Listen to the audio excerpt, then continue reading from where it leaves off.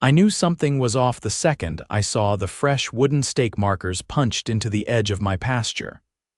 Orange flags flapped against the breeze like they were proud of trespassing. I leaned on the rusted fence post and stared at the survey tape stretching across my land I'd worked for over 20 years. I'm Damon Ryles. I own 2,500 acres just outside the town of Crestwood, Texas. My property backs up to the newly built Sugar Maple Estates, a subdivision run by the most power-drunk HOA I've ever had the misfortune of dealing with. And leading the circus, Barbara Zinter, a textbook HOA tyrant with a platinum bob, a permanent scowl, and a voice that could shatter windows. She showed up at my gate 2 days after I noticed the markers, drove her little electric golf cart right up into my gravel drive like she owned the place. I was fixing the barn door when I heard her screech. "Excuse me, mister, hello, are you the farmer?" I wiped my hands on a rag and turned around. "I own the land. Who are you?" She held up a laminated badge like she was with the FBI. "Barbara Zinter. I'm the president of the Sugar Maple Estates HOA. We're currently developing Phase 3 of our community, and it seems you've let some of your cows roam into our future expansion zone." I squinted at her. "That's my property, you're standing on it." Her eyebrows shot up like she hadn't even considered that was possible. "Well, actually no. We purchased that parcel from the county 3 months ago. It was listed as unclaimed." My stomach dropped. "That's impossible. I pay taxes on every acre." She pulled out some papers from her tote and waved them like they proved something. "According to these records, the land northeast of the creek bend, about 2,500 acres, was auctioned due to unpaid taxes. We bought it fair and square." I took the papers and scanned them. It was a joke. Wrong parcel numbers, no signatures, and the auction date was during a month I'd been out of town for a family funeral. No notice, no hearing, nothing. I looked her square in the eye. "You didn't buy anything, you stole it." Barbara's smile was pure smug. "Well, that's for the lawyers to decide now, isn't it?" Turns out, Barbara and her little HOA cronies had worked with a corrupt appraiser and a county clerk who'd been quietly erasing property records for developers. They faked a tax delinquency, had the land listed as abandoned, then bought it through a shell LLC registered to one of the HOA board members' nephews. And they didn't just plan to annex it, they were already selling plots. I found the listings online that night. Beautiful ranch-style homes coming soon, nestled in the heart of Texas farmland, Phase 3 lots now available. They'd already sold over 24 parcels. On my land. I'd had enough. The next morning, I called my lawyer, an old college buddy named Trent who owed me a favor. I emailed every scrap of documentation I had: tax receipts, land survey maps, photos, dated footage from my trail cams. Trent called me back before lunch. "They messed up bad, Damon, real bad. You still have the original deed framed in my office." "Good, I'm filing an injunction today." "You're gonna want to stay calm, but they don't own a damn inch of your land." I wasn't just angry, I was insulted. They thought I was some dumb farmer who wouldn't notice his land being stolen. But I knew the law better than they did, and I'd been playing the long game my whole life. Barbara had picked the wrong guy to try and bulldoze. By the end of the week, I had the county auditor investigating the sale, the state's land commission reviewing the forged auction, and a local news crew sniffing around after I sent them a tip. But I had something even better planned. Something poetic, because while they were busy illegally selling my land, I found a legal way to sell theirs. Trent didn't waste time. 3 days after our first call, he filed for a temporary injunction against any construction, development, or sale of land within the disputed area. The county judge signed off on it that Friday morning. That gave us breathing room, a legal pause while the investigation unfolded. But I knew Barbara wasn't the type to back down just because a judge told her to. That afternoon, I saw a drone buzzing over my pasture. Low. Not a hobbyist drone either, it was a surveyor's rig, equipped with high-res imaging and LiDAR.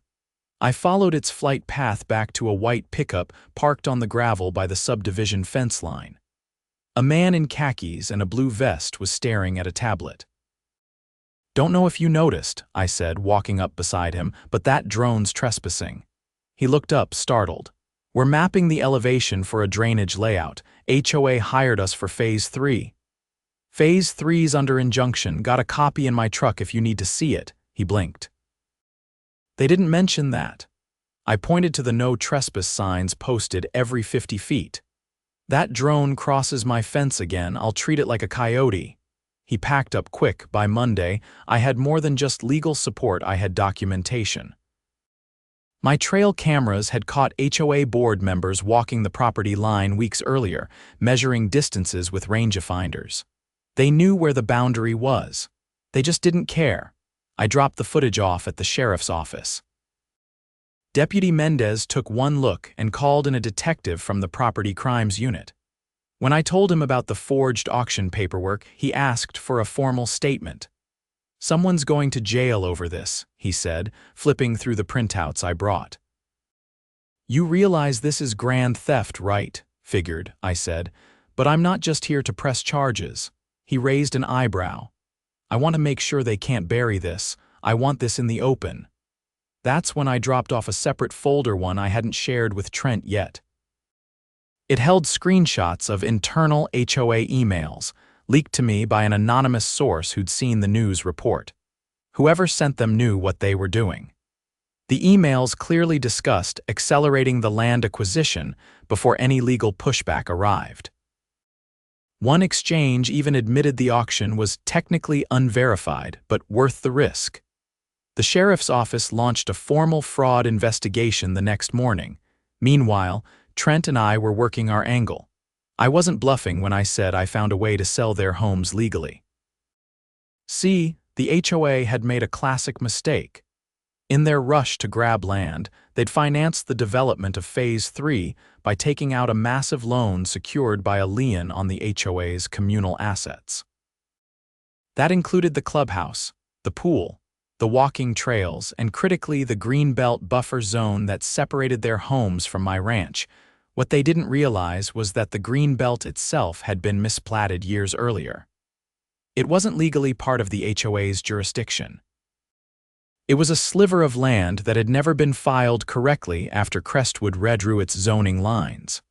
On paper, it belonged to the city, but the city had quietly auctioned it off in a tax settlement last year without public listing. And guess who bought it? I'd seen the zoning records when I was helping a neighbor dispute a fence permit last year. Figured it might be useful someday. I'd registered the purchase under a land trust so it wouldn't raise flags. Trent laughed when I told him. "You own the green belt, every square inch. Then technically, you control the access easements that connect the interior homes to the road." Bingo. We filed a notice of access restriction that Thursday. It didn't block anyone from getting in or out yet, but it warned that any use of the green belt for HOA purposes was under review. The panic started immediately. Homeowners began calling Barbara, demanding answers. Some of them had built patio decks that extended into the greenbelt. Others used it for dog parks, yoga classes, even birthday parties. Barbara tried to downplay it. That lasted until I put up a temporary fence and posted signage that said, "Private property, no trespassing without written permission." The next HOA meeting was explosive. I showed up uninvited, holding a folder full of aerial photos, zoning maps, and the deed to the greenbelt. Barbara tried to have me removed. "I'm a property owner," I said, handing the security guard a copy of the deed. "And I have a few things your members should probably see." The room went dead quiet as I laid out the facts. I didn't raise my voice, didn't need to. Just walked them through how their board had used forged documents to try and steal land, how they'd mismanaged their finances, and how they'd secured a loan with collateral they didn't fully own. One man stood up, red-faced. "Are you saying our mortgage is tied to a fraudulent loan?" "Pretty much," I nodded. "If the lender decides to call it in, the HOA defaults, and if that happens, well, They'll start liquidating assets. Barbara turned sheet white. And since I now hold the deed to your green belt, I continued, I've already been approached by a buyer. A private firm interested in turning it into a pay-to-use recreational facility, which they're fully entitled to do. A woman in the front row burst out, "You can't do that." "Sure I can. Just like your HOA thought it could sell my land without asking." Someone else shouted, "You've got to be kidding me." I opened the folder again and pulled out the best part of proposal. "I'm offering a solution," I said. "You dissolve the HOA, restructure as a voluntary neighborhood association. Fire your entire board, and assign a neutral trustee to manage the communal assets while the fraud investigation plays out. In exchange, I'll sign a 10-year lease agreement allowing continued public access to the Greenbelt for $1 a year."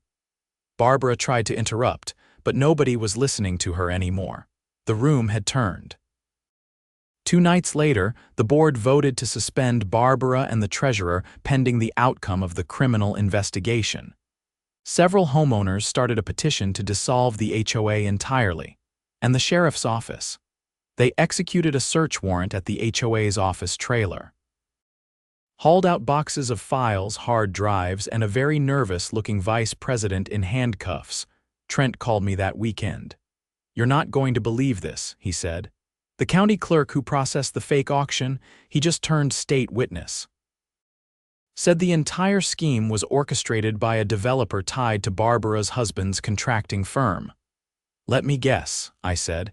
"He thought nobody would dig that deep." "They never do, the best part." The developer's bid on the land had been contingent on zoning approval that was now permanently frozen due to the fraud investigation. Every lot they'd pre-sold was invalid. Every contract void. Refunds would be demanded. Lawsuits were coming. I never had to sell a single house. Just made sure the people who tried to steal mine lost theirs first. The morning after the board's suspension, I found a folded note duct taped to my front gate. No envelope, no signature. Just blocky handwriting scrawled across a torn piece of HOA letterhead. "You've made your point." Don't push it further. I peeled it off and took it inside, setting it on the kitchen table next to my coffee. I didn't need the sheriff to tell me it was a warning, but it told me something else too. They were scared.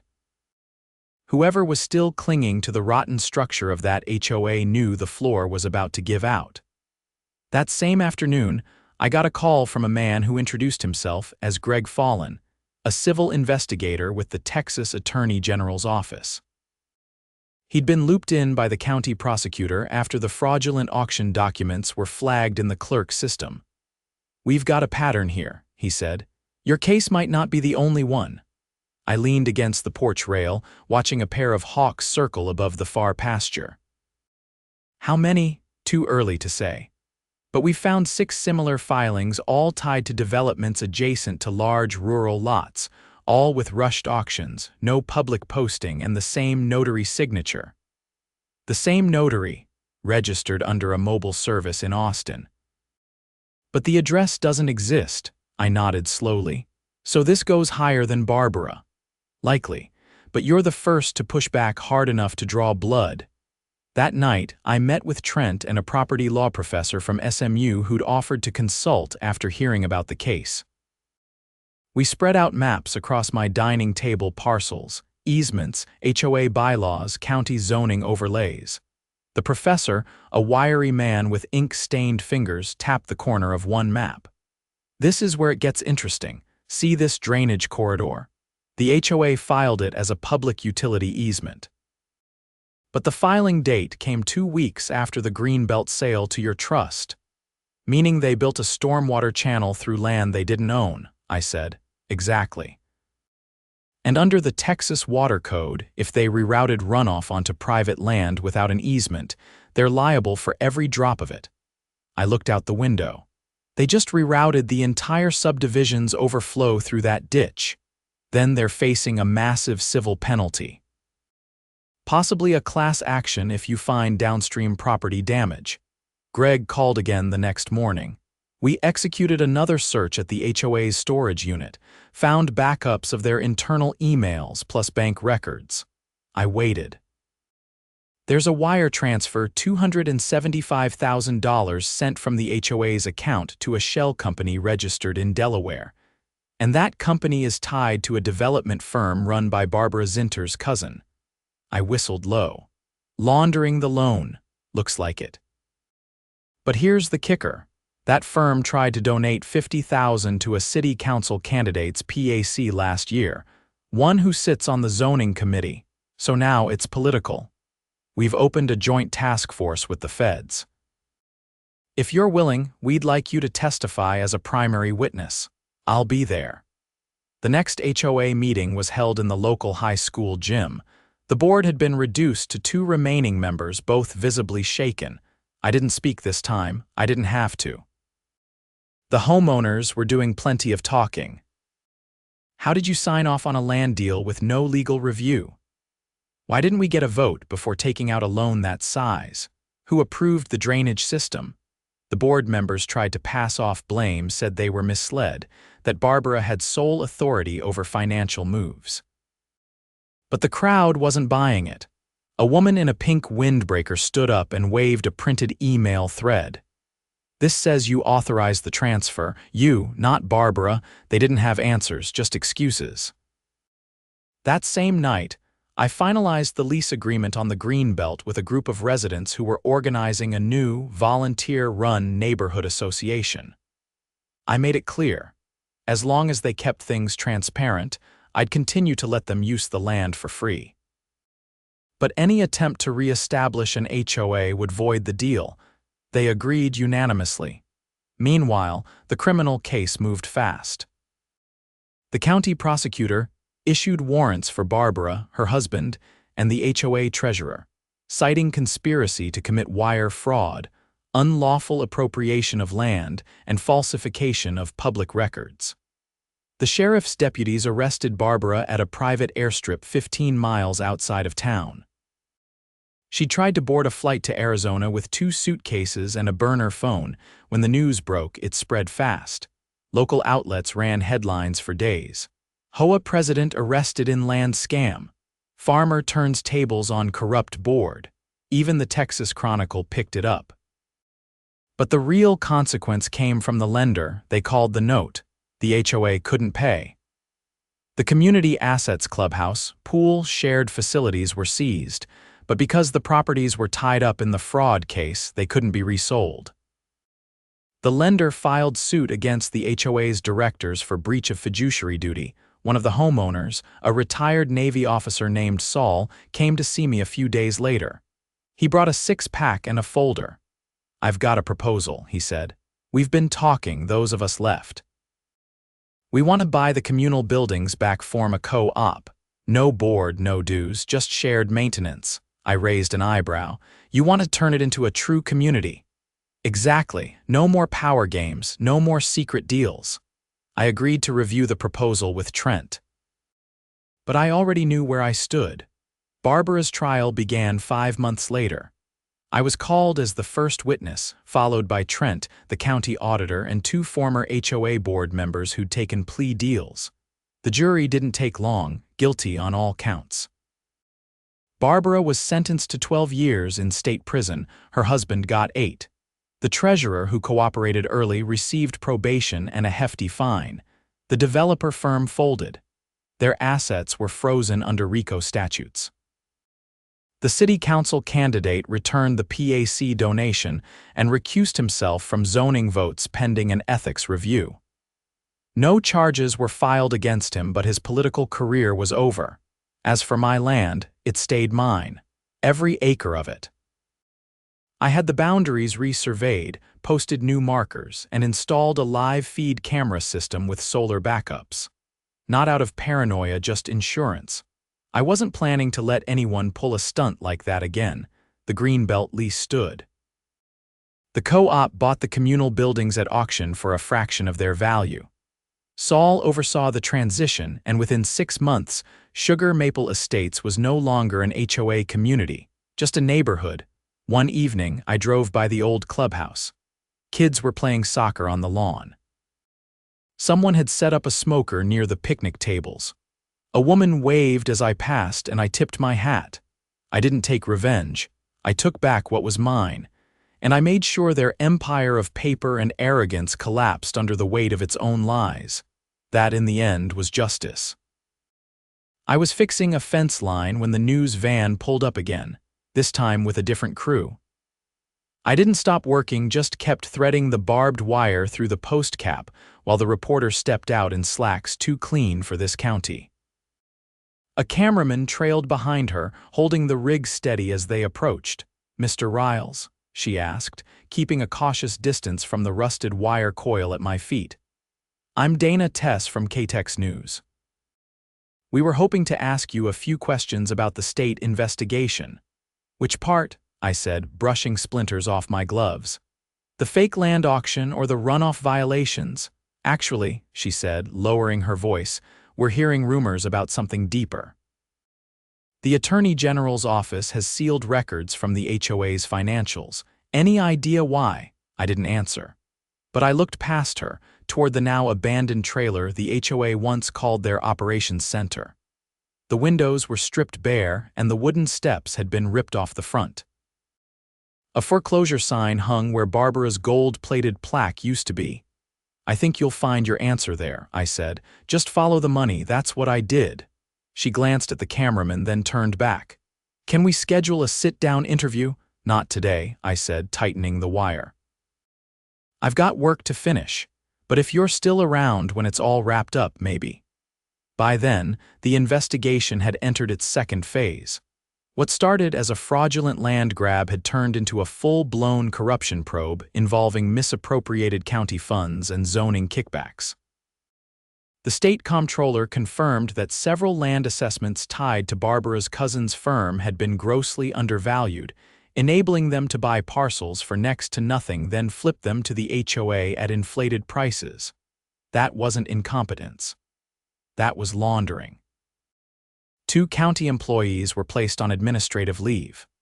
One of them, a permit reviewer, had approved over a dozen illegal variances for the sugar maple expansion, including grading permits that allowed the HOA to trench across protected soil without submitting a single environmental impact study. I didn't have to go to court again yet, but I did receive a subpoena for documents. Trent handled most of it, boxing up everything we'd gathered.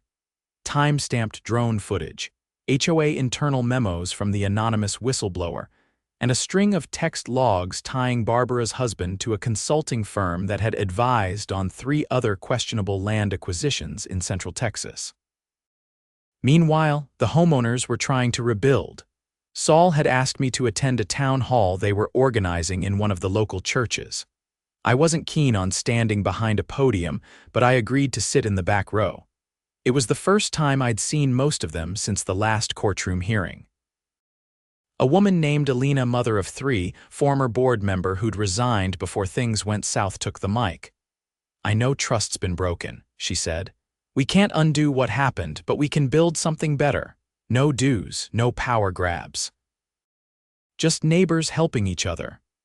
There was a quiet round of applause. It wasn't raucous, but it was genuine. A few heads turned toward me, but I didn't stand. I gave a short nod, and that was enough. The co-op finalized its charter a week later. They elected a rotating maintenance council. Instead of a board, no single person could hold power for more than 6 months. They created a public ledger for all funds, accessible by any resident at any time. And they implemented a rule. No member could have any personal financial interest in property adjacent to shared land. I leased them a small strip near the Greenbelt to build a community garden. One of the kids from the neighborhood, Timmy, I think, brought me a tomato plant in thanks. Said they were going to name a walking trail after me. I told him not to do that. Just keep it clean and keep it open. Meanwhile, the criminal trial of Barbara's husband unearthed something even uglier. During testimony, the state's forensic accountant revealed that the shell company which received the HOA's diverted funds had purchased a second parcel of land through a silent bid. This one located hundreds of miles away in West Texas. There were no homes on it, just a defunct mining site and a trailer. But the address was tied to another developer who'd previously been sanctioned for environmental violations. The implication was clear. They weren't just targeting my land. They'd created a network, a system of fake auctions and backdoor financing designed to scoop up undervalued rural property for pennies, then flip it to HOA-backed projects disguised as community expansions. The judge didn't mince words during sentencing. This was not an isolated incident or a mistake in paperwork. This was a coordinated, deliberate abuse of public trust and private property rights. It is the court's duty to ensure no one else falls victim to such schemes. Barbara's husband received an additional 5 years. The state opened a task force to audit every HOA-based development filed in the last decade that used public land auctions as a mechanism for acquisition. 2 more HOAs in other counties collapsed before the year was over. Back home, I finally took down the temporary fencing around the greenbelt. The co-op had installed a solar-powered gate, a community bulletin board, and even a little lending library made from salvaged wood. Kids were riding bikes again, and for the first time, nobody was measuring lawn heights or issuing passive-aggressive violation slips. One morning I heard gravel crunching in the driveway. Trent stepped out of his truck carrying a rolled-up legal document and a bottle of bourbon. "It's done," he said. "Final settlement, every lien's cleared, civil judgments filed. And the land title's been officially restored, uninterrupted from the original deed to current ownership." I took the paper and scanned it. My name, bold and unchallenged, right where it belonged. "You ever think they'll try something like this again?" I asked. Trent shook his head. "Not here. Not after what happened. The whole mess made it into a continuing legal education course. You're a case study now," I huffed. "I didn't ask to be, no, but you made sure the story ended right." He left after a while, and I stood there on the porch, watching the sun dip behind the old windmill. The air smelled like mesquite and cut hay. No buzz of drones. No HOA thugs in golf carts. Just the chirp of cicadas and the gentle creak of the porch swing behind me. The land was quiet again, and for the first time in a long while it would stay that way.